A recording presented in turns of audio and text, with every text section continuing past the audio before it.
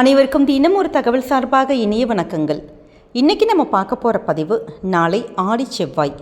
மங்களங்கள் நிறைகின்ற இந்த ஆடி செவ்வாயில் நம்ம வீட்டில் செய்ய போகின்ற எளிய பூஜை முறை தான் நம்ம தெரிஞ்சுக்க போகிறோம். அது மட்டும் இல்லாமல் இந்த பூஜை பண்ணால் நம்முடைய கணவர்மாருடைய ஆயுளானது அதிகரிக்கும், பெண்களுடைய மாங்கல்ய பலம் கூடும்.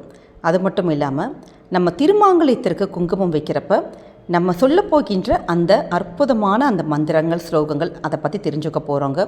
பதிவுக்குள்ளே போகிறதுக்கு முன்னாடி சேனலை சப்ஸ்கிரைப் பண்ணாமல் பார்த்துட்ருக்கவங்க கண்டிப்பாக சப்ஸ்கிரைப் பண்ணிக்கோங்க. அப்போ தான் எங்களுடைய எல்லா பதிவுகள் நோட்டிஃபிகேஷன்ஸ் உங்களுக்கு உடனுக்குடனே வரும். இப்போ பதிவை பார்க்கலாம். ஆடி மாதம் சொன்னாலே அம்மனுடைய மாதம்தான். அம்மனுடைய வழிபாடுகள் இந்த மாதத்தில் ரொம்ப ரொம்ப விசேஷமானது. அதுவும் குறிப்பாக ஆடி செவ்வாய்க்கிழமையாக இருக்கட்டும், ஆடி வெள்ளியாக இருக்கட்டும், ஆடியில் வர எல்லா பண்டிகைகளுமே ரொம்ப விசேஷம்.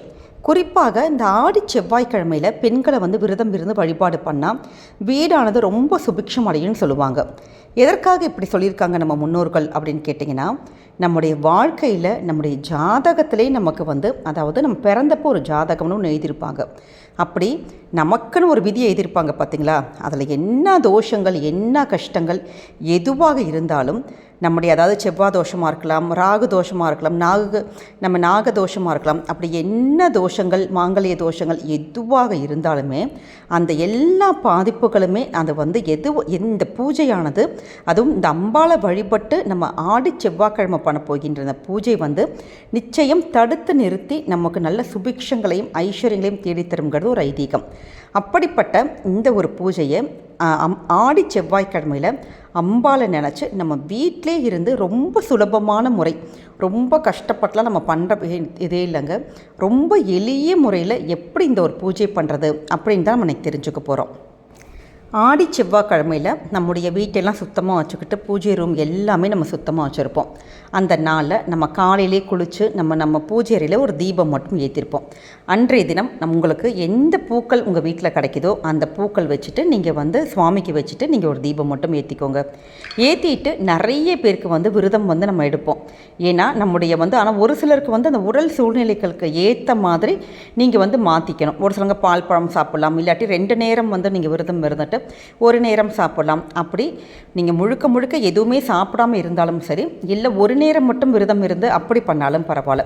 ஆனால் நாளைய தினம் நீங்கள் அட்லீஸ்ட் ஒரே ஒரு நேரமாச்சும் சாப்பிடாமல் இந்த ஒரு விரதத்தை நீங்கள் எடுத்துக்கணும். அன்றைய நாள் முழுவதுமே உங்களுடைய மனசுக்குள்ளே, ஆழ் மனசுக்குள்ளேயே சொல்லலாம், சத்தமாக சொல்லலாம், ஓம் சக்திங்கிற அந்த ஒரு மந்திரத்தை நம்ம உச்சரிச்சுட்டே இருக்கலாம். காலையிலேருந்து ராத்திரி வரைக்கும் நம்ம அப்படி சொல்லிக்கிட்டே இருக்கலாம். அப்படி இல்லாட்டி உங்களுக்கு எந்த ஒரு சுவாமி அம்பாளுடைய எந்த பேர் உங்களுக்கு ரொம்ப இஷ்டமாக இருக்கோ அந்த பேரை கூட நீங்கள் மனசுக்குள்ளே ஆத்மார்த்தமாக சொல்லிகிட்டே இருக்கலாங்க. சாயங்கால நேரத்தில் நம்ம என்ன பண்ணணும்னு கேட்டிங்கன்னா, சுவாமிக்கு நிவேதனமாக ஏதாவது ஒரு இனிப்பு வகைகள், சக்கரை பொங்கலாக இருக்கலாம், கேசரியாக இருக்கலாம், என்ன உங்களால் பண்ண முடியுதோ. அப்படி எதுவுமே இல்லாட்டி பாலில் நம்ம நாட்டு சக்கரை போட்டு சொல்லுவோம் பார்த்தீங்களா, அதே மாதிரி நீங்கள் வச்சுட்டு தீபம் மட்டும் நீங்கள் ஏற்றிக்கணும். காமாட்சி அம்மன் தீபம் உங்கள் வீட்டில் இருந்ததுன்னா அதை நீங்கள் ஏற்றி வச்சுக்கலாம். நல்லெண்ணெய் இல்லாட்டி நெய் விட்டு ஒரு தீபம் ஒன்று ஏற்றிக்கோங்க. ஏற்றிட்டு நீங்கள் அந்த பூஜை அறையில் நீங்கள் உட்காந்துக்கணும். கிழக்கு அல்லது வடக்கு முகமாக நம்ம உட்காந்துக்கணும். அம்மனுக்கு நிவேதமாக நம்ம ஏதாச்சும் நம்ம வச்சுருக்கோம் பார்த்தீங்களா, பால் வச்சுருப்போம், வெத்தலை, பாக்கு, பழம், உங்களால் என்ன எளிய முறையில் பண்ண முடியுமோ வச்சுக்கோங்க. வச்சுட்டு ஒரு சின்ன ஒரு வாழை இலை எடுத்துக்கலாம், இல்லாட்டி வெற்றலை எடுத்துக்கலாம். எங்கள் கிட்ட வாழை இலை இல்லைம்மான்னு சொன்னால் வெத்தலை எடுத்துக்கோங்க. அந்த ஒரு கையில் அந்த வெத்தலை எடுத்துக்கிட்டு அதில் குங்கும அர்ச்சனை பண்ணணும். நம்ம தீபம் ஏற்றிருப்போம், நம்ம சூடம் இது எல்லாமே காமிச்சிருப்போம். அப்போ முடிச்சுட்டு நீங்கள் சுவாமி கிட்ட அப்படி உட்காந்துட்டு குங்கும அர்ச்சனை, அதாவது 108 அம்மன் போற்றிகள் உங்கள் வீட்டில் ஸ்லோகம் புக்கு இருக்குது, இப்போ தான் கூகுள் இருக்குது, நமக்கு எல்லாமே இருக்குது பார்த்தீங்களா. 108 இது போற்றிகள் உங்களுக்கு தெரிஞ்சதுன்னா அதை பார்த்து கூட நீங்கள் சொல்லலாம். அப்படி 108 போற்றிகள் எங்களுக்கு திரளையம்மா அப்படின்னு சொன்னீங்கன்னா ஓம் மகாலட்சுமி தாயே போற்றின்னு சொல்லலாம். அது கூட கொஞ்சம் கஷ்டமாக இருக்குமா அப்படின்னு சொன்னால் ஓம் சக்தி, இந்த ஒரே ஒரு சின்ன ஒரு வார்த்தை தான், அந்த ஓம் சக்தி ஓம் சக்தி ஓம் சக்தி அப்படின்னு சொல்லிவிட்டு அந்த வாழை இலை இல்லாட்டி அந்த வெத்தலை மேலே அந்த குங்குமத்தை அப்படியே நம்ம ஒவ்வொரு முறையும் சொல்கிறப்பையும் அந்த குங்குமத்தால் அப்படியே அர்ச்சனை பண்ணிவிட்டு நம்ம பண்ணிட்டு வரணும். அவ்வளோதான். அம்மனுக்கு நம்ம தீபதூப ஆராதனைகள் இதெல்லாம் காமிச்சு நம்முடைய பூஜைகள் எல்லாம் நல்லபடியாக நம்முடைய குடும்பமானது சுபிக்ஷமாக இருக்கணும். நம்முடைய கணவர், குழந்தைகள் இவங்க எல்லாருமே நோய் நொடி இல்லாமல் நல்லபடியாக இருக்கணும்னு சொல்லிட்டு நல்ல ஆத்மார்த்தமாக நீங்கள் வேண்டிக்கணும். இது முடிச்சதுக்கப்புறமேட்டு அந்த அர்ச்சனை பண்ண குங்குமம் இருக்குது பார்த்தீங்களா, அந்த வாழை இலை இல்லாட்டி வெத்தலையில் வச்சுருப்போம் பார்த்தீங்களா, அந்த குங்குமத்தை உங்களுடைய கணவர் உங்கள் வீட்டில் இருக்கார், ஆஃபீஸ் முடிச்சுட்டு வந்திருக்காருன்னா உங்களுடைய கணவருடைய கையால் அந்த குங்குமத்தை உங்களுடைய நெற்றி வகட்டிலையும் திருமாங்கலத்திலையும் நீங்கள் நம்ம வச்சுக்கிறதுங்கிறது ரொம்ப விசேஷம். இப்போ கணவர் வர லேட் ஆயிடுச்சு, இல்லாட்டி கணவர் வெளியூரில் இருக்காருன்னா நீங்கள் இட்டுக்கொள்ளலாம். இப்போ இந்த பூஜை திருமணம் ஆகாத பெண்கள் இப்போ இந்த பூஜையை பண்ணுறாங்க, வீட்டில் கல்யாணம் இனி ஆகலை, அவங்களுக்கு கல்யாணம் நடக்கணும் அப்படிங்கிறவங்க தாராளமாக இந்த பூஜையை நீங்கள் பண்ணலாங்க.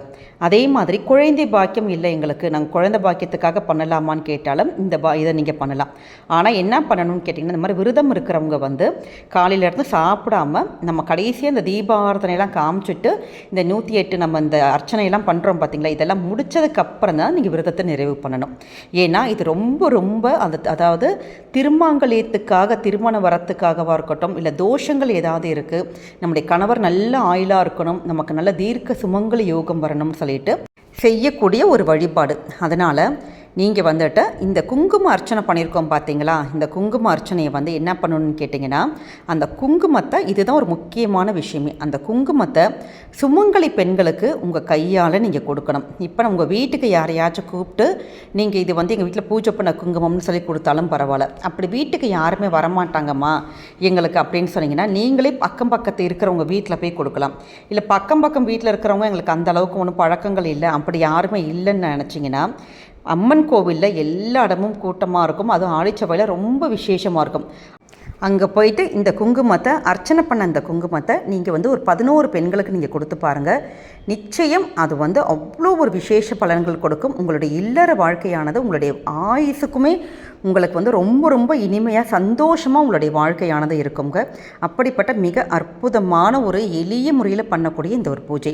இந்த பூஜையில் நம்ம குங்குமம் வைக்கிறப்ப முதல்ல திருமாங்கலயத்துக்கு குங்குமம் வச்சுக்குவோம். அப்போ திருமாங்கலயத்துக்கு வைக்கிறப்ப நீங்கள் சொல்லக்கூடிய ஒரு ஸ்லோகம் என்னன்னு கேட்டிங்கன்னா, ஓம் தீர்க்க சுமங்கலி தேவியை ரட்சிப்பாய் ரட்சிப்பாய். அடுத்ததாக நெற்றி பொட்டில் குங்குமம் வைக்கிறப்ப நம்ம சொல்லக்கூடிய ஒரு ஸ்லோகம், ஓம் மகிமா சக்தியை திலக தேவியை பூரண சக்திதா நமோ நமக. அடுத்ததாக நெற்றி வகட்டில் நம்ம வைக்கிறப்ப சொல்லக்கூடிய ஒரு மந்திரம், ஓம் யாதேவி சர்வபூதேஷி ஸ்ரீம் ஐம் க்ளீம் சம்ஸ்திதா நமஸ்தஸ்யை நமஸ்தஸ்யை யோகம் ரட்சிப்பாய் ரட்சிப்பாய் நமோ நமக.